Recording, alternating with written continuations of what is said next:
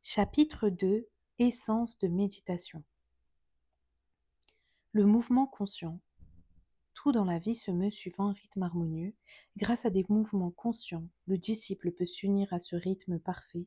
Avec des mouvements irréfléchis, il peut, au contraire, s'en éloigner et tomber sous l'influence des forces négatives qui détruisent la beauté équilibrée de la vie.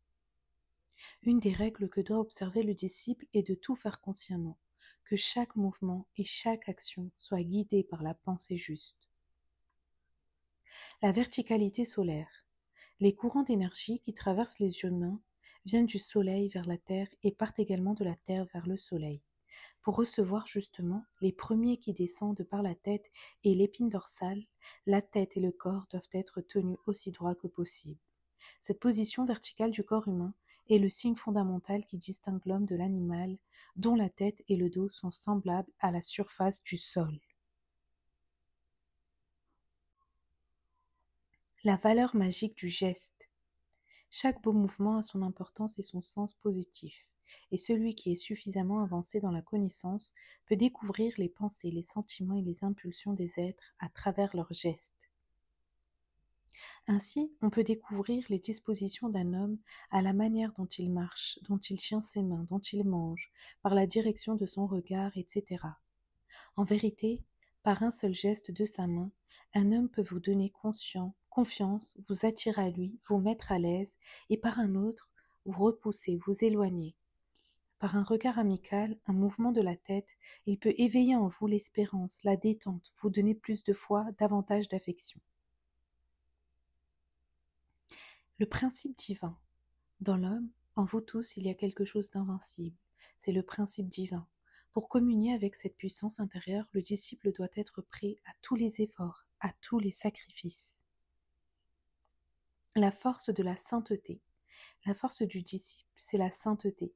Celui qui est saint ne peut être ni souillé ni vaincu. Plus on s'efforce de l'abaisser et de l'obscurcir, plus il resplendit. Il démontre ainsi la force de son esprit du divin en lui.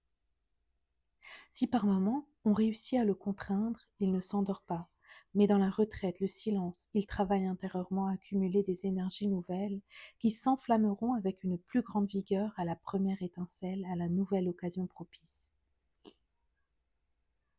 La reconnaissance. La reconnaissance est une condition importante pour le maintien de notre lien intérieur avec Dieu, le Créateur. Grâce à cette union, nos bons et nobles désirs peuvent plus facilement se réaliser. La bonne disposition intérieure.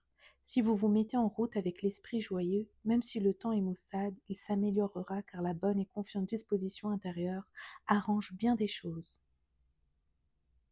La nouvelle vie. Les habitudes, les pensées et les sentiments se développent comme les plantes, graduellement. Ils demandent à être soignés, cultivés par la conscience éclairée, activés vers un but suprême. Pour devenir des hommes nouveaux, des efforts constants de réforme sur tous les plans vous sont nécessaires. La vie nouvelle demande, exige cela.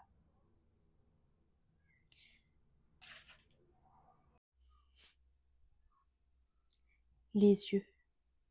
Les yeux, c'est l'âme qui s'exprime à travers les yeux. Par eux, on lit connaissance et ils nous font découvrir la beauté de la création. Conservez vos yeux purs, ne les arrêtez pas sur ce qui est laid, difforme, ni sur aucune image ou manifestation négative. Que vos yeux soient prêts à embrasser tout ce qui vit, qu'ils reflètent vos pensées, vos sentiments fraternels, afin que tous ceux dont la conscience est éveillée et qui passent à votre portée reçoivent leur harmonieuse vibration et les manifestent à leur tour. L'éducation des mouvements. L'éducation des mouvements et du comportement du corps se fait du dedans au dehors, par la pensée, les sentiments et les actes appropriés, et du dehors au dedans par la volonté, l'application et la connaissance des lois de la vie réelle. Faites sincèrement ce que vous sentez être votre devoir, ce que votre conscience supérieure vous dit être juste, et tout ce qui est incorrect, inharmonieux s'effacera de lui-même. Ne maintenez jamais dans votre intellect la pensée de ce que vous ne devez pas faire. Occupez-vous seulement de ce qui est positif, constructif, au-dedans et au-dehors de vous. L'homme véritable. Il y a dans l'homme des énergies, des possibilités, des talents qui ne sont pas encore manifestés. En lui réside quelque chose de grand, de puissant, qui n'a pas encore parlé. La personnalité humaine, telle qu'elle apparaît sur la terre, n'est pas l'homme dans sa totalité. Ce qui élève l'homme au-delà du physique, du psychique et du mental, c'est le divin. Éducation de la volonté.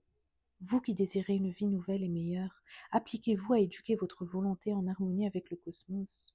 L'homme mesure la force de sa volonté par le degré de contrôle qu'il exerce sur son corps et sur ses organes. C'est dans le corps que l'état de notre volonté s'exprime de la façon la plus complète.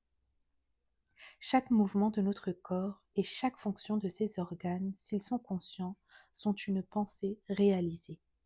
Si les mouvements sont harmonieux, musicaux, les fonctions des organes saines et équilibrées, c'est que notre pensée est juste et consciente.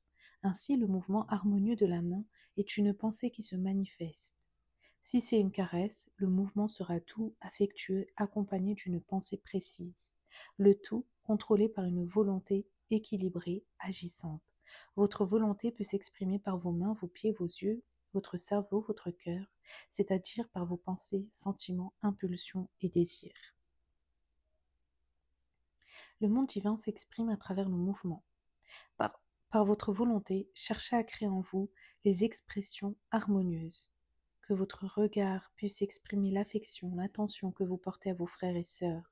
Que votre respect, votre estime aillent vers la source de la grande vie qui est en tout ce qui nous environne. Le Seigneur nous donne la possibilité de se manifester à travers nous. C'est lui qui aime à travers nous. L'amour ne vient ni de vous ni de moi. Par nous, il passe seulement.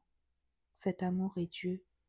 Le monde de l'amour est illimité, mais pour pouvoir le connaître, il est nécessaire qu'il passe par nous et s'exprime dans le monde limité. Quand nous sentons cet amour en nous, nous avons les meilleures impulsions et dispositions, une bonne harmonie intérieure.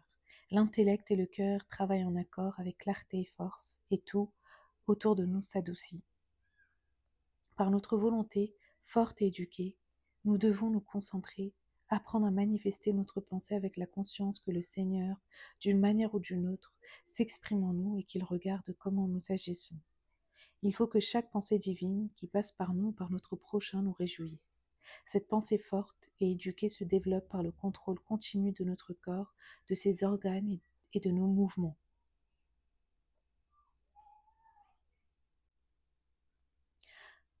Entre vous, tout doit se former un échange harmonieux, pur et naturel. Parfois, vous avez le désir d'exprimer un sentiment d'affection, mais la pensée de ce que vont dire des gens vous arrête. Ainsi, vous comprimez vos bonnes impulsions, vous enfermez vos meilleures pensées. Petit à petit, vous commencez à sentir sur votre cœur un poids qui vous gêne, qui vous alourdit. Vous perdez votre joie, vous vieillissez. La puissance de la volonté. La volonté puissante ne se manifeste pas de façon violente comme on l'entend souvent, mais s'exprime toujours par des actes contrôlés par l'esprit. Admettez que dans une journée, 10 occasions vous soient offertes d'agir négativement et une seule favorable au bien. La force de votre volonté se manifestera dans le contrôle des 10 occasions négatives pour les transformer et les utiliser dans un sens pacificateur et élevé. Mais si vous vous laissez entraîner plusieurs fois vers le mal, vers le négatif, ce n'est pas la seule fois que vous pouvez agir en bien qui rend votre journée positive et constructive, ni qui peut vous donner le contentement intérieur que vous désirez. Pour cela, il est nécessaire d'exercer un contrôle intérieur constant, soutenu par un haut idéal et par la raison. Il est nécessaire d'exercer un contrôle intérieur constant, soutenu par un haut idéal et par la raison. Il faut sentir et bien comprendre nos rapports avec la nature vivante et avec notre prochain. Le travail. Si vous travaillez seulement pour l'argent, pour vous-même, vous êtes des esclaves. Si au contraire vous agissez par amour du travail, pour construire et pour donner, alors vous êtes fils de Dieu. Et au Fils de Dieu, tout appartient. Amour. Avec l'amour, on acquiert tout. L'amour est éternel, sa force et sa protection sont inaltérables. Il est le miracle qui résoudra tout. Plus vous devenez capable d'aimer, plus vous êtes plein d'énergie, de discernement, d'harmonie. Il est inutile de chercher l'amour puisque nous vivons en lui. Il suffit simplement d'ouvrir notre conscience pour qu'il entre en nous et qu'il nous apporte ses richesses. Dieu. Ne cherche pas Dieu en dehors de vous, car un Dieu comme celui que vous cherchez n'existe pas. Dieu se manifeste en nous comme lumière dans notre esprit, douce chaleur dans notre cœur et force dans notre volonté. Cherchez le Dieu vivant en vous et remerciez-le. Réalisation. Pour réaliser une quelconque aspiration, l'homme doit déterminer précisément son objectif, envisager la valeur de l'acquisition qui en résultera et connaître le chemin et les lois qui lui permettront d'atteindre son but. Enfin, il doit travailler sans relâche avec conscience et amour. C'est le divin en l'homme qui le pousse à persister pour réaliser ses bonnes pensées, ses sentiments élevés. Désires-tu obtenir ce résultat? Répète alors: cela se fera, cela se fera, cela se fera, jusqu'à l'aboutissement.